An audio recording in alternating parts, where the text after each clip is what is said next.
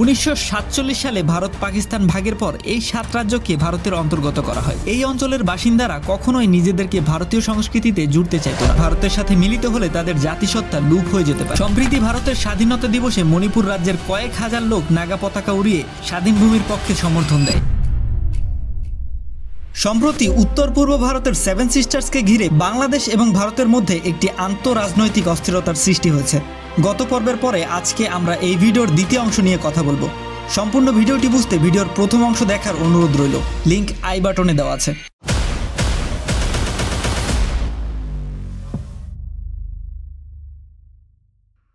উত্তর পূর্বাঞ্চলীয়রা কখনোই ভারতের অংশ হতে চায়নি, যার কারণে উত্তর পূর্বাঞ্চলীয় রাজ্যগুলো এবং কেন্দ্রীয় ভারতের সাথে বরাবরই দেখা গেছে মতবিরোধ, সাম্প্রদায়িক দাঙ্গা।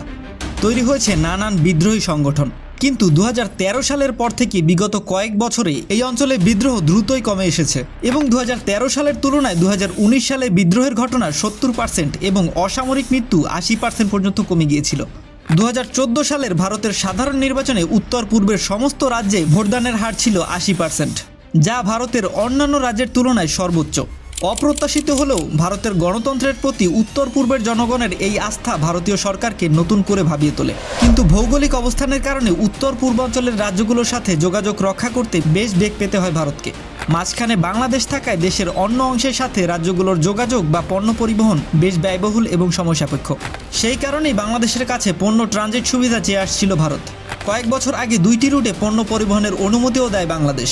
তবে ওই চুক্তির আওতায় ভারতের মালবাহী ট্রেন বাংলাদেশের মধ্য দিয়ে সরাসরি যেতে পারে না, বরং বাংলাদেশ সেগুলো ভারতীয় সীমান্তের এক প্রান্ত থেকে অন্য প্রান্ত পর্যন্ত পৌঁছে দেয়। তাই বিগত সরকারের সাথে নতুন এক সমঝোতা চুক্তি করে ভারত সরকার। নতুন এই চুক্তি মোতাবেক বাংলাদেশের ভেতর দিয়ে রেলযোগে ভারত এখন সরাসরি নিজেদের পণ্য ও মালামাল পরিবহনের সুবিধা পাবে। ভারতকে ট্রানজিট সুবিধা দেওয়া বাংলাদেশের জন্য একেবারে নতুন কোনো বিষয় নয়। এর আগেও প্রতিবেশী রাষ্ট্রকে ট্রানজিট সুবিধা দিয়েছে বাংলাদেশ। স্বাধীনতার পর 1972 সালে প্রথমবারের মতো অভ্যন্তরীণ নৌ ট্রানজিট ও বাণিজ্য প্রোটোকল স্বাক্ষর হয়েছিল। এরপর স্থলপথে ট্রানজিট সুবিধা পেতে 2010 সালে বাংলাদেশের সঙ্গে একটি চুক্তি করে ভারত। 2018 সালে দুই দেশের মধ্যে আরেকটি চুক্তি স্বাক্ষরিত হয়, যার মাধ্যমে বাংলাদেশের চট্টগ্রাম এবং মোংলা সমুদ্র বন্দর ব্যবহার করে সড়কপথে উত্তর পূর্বের রাজ্যগুলোতে পণ্য পরিবহনের অনুমতি পায় ভারত। নতুন যে চুক্তিটি হয়েছে সেটির আওতায় ভারতের মালবাহী ট্রেন পশ্চিমবঙ্গের গেদে সীমান্ত থেকে বাংলাদেশের চুয়াডাঙ্গা হয়ে ভুটান সীমান্তবর্তী ডালগাঁও পর্যন্ত যাবে। ভারতীয় মতে এই ট্রানজিট চালু হলে সেটা উভয় দেশের মানুষের জন্য জীবন এবং অর্থনীতিতে অবদান রাখবে। কিন্তু বাংলাদেশের লাভ আসলে কতটা? 2010 সালে ট্রানজিট চুক্তি সইয়ের পর বাংলাদেশ সরকারের পক্ষ থেকে বলা হয়েছিল যে এর মাধ্যমে দেশটি আর্থিকভাবে বেশ লাভবান হবে। মূলত পণ্য পরিবহনের ক্ষেত্রে বাংলাদেশকে টন প্রতি হিসেবে একটি ট্রানজিট ফি বা মাসুল দিয়ে থাকে ভারত। সব মিলিয়ে ভারত প্রতি টনে বাংলাদেশকে দেয় 300 টাকার মতো। অথচ তখন বলা হয়েছিল যে বছরে প্রায় $500 মিলিয়ন লাভ হবে। কিন্তু পরে আদৌ কি কোনো $1 মিলিয়ন আয় হয়েছে? নেপাল এবং ভুটানের সাথে 1976 এবং 1984 সালে বাংলাদেশের ট্রানজিট চুক্তি স্বাক্ষরিত হয়েছিল। কিন্তু ভারত সরকার ভারতের ভূখণ্ড ব্যবহার করে বাংলাদেশের মালবাহী গাড়ি চলাচলের অনুমতি দেয়নি। বিগত সরকার এ নিয়ে কথা না বললেও বর্তমান সরকারের প্রধান উপদেষ্টা ডক্টর মোহাম্মদ ইউনূসের বক্তব্যের পর কপালে কিছুটা হলেও ভাঁজ পড়েছে ভারতের। এবার একটু মার্কিন পলিটিক্স নিয়ে কথা বলা যাক, কারণ আন্তর্জাতিক রাজনীতিতে মার্কিনদের হস্তক্ষেপ থাকবে না, এটা কেমন বেমানান দেখায় না? প্রথম বিশ্বযুদ্ধ থেকে শুরু করে আজ পর্যন্ত বিশ্বের যেখানেই সংঘাত বা অস্থিতিশীলতা দেখা গেছে সেখানেই কোনো না কোনোভাবে মার্কিনরা জড়িত ছিলই। গত বছর 17 মে আমেরিকার সাবেক secretary of state Henry Kissinger the ইকোনমিস্টের এক সাক্ষাৎকারে বলেছেন, পুরনো শক্তিগুলো ম্লান হয়ে যাচ্ছে, নতুন শক্তিগুলোর উত্থান ঘটছে এবং পরাশক্তিগুলোর মধ্যকার দ্বন্দ্ব হুমকি হয়ে দেখা দিচ্ছে। এশীয় প্রশান্ত মহাসাগরীয় অঞ্চলে একটি শক্তপোক্ত অবস্থান ধরে রাখতে মার্কিন যুক্তরাষ্ট্র সর্বদাই প্রচেষ্টা চালিয়ে যাচ্ছে। বিশ্বের 80টি দেশে মার্কিন যুক্তরাষ্ট্রের 750টি সামরিক ঘাঁটি আছে। একই সঙ্গে বিভিন্ন রাষ্ট্রে যুক্তরাষ্ট্রের মিত্র শক্তির সামরিক ঘাঁটিও আছে। ভৌগোলিক দিক দিয়ে দক্ষিণ এবং দক্ষিণ এশিয়ার প্রবেশদ্বার হচ্ছে বাংলাদেশ। সর্বোপরি ভারত প্রশান্ত মহাসাগরের কেন্দ্রস্থলে অবস্থিত বাংলাদেশ।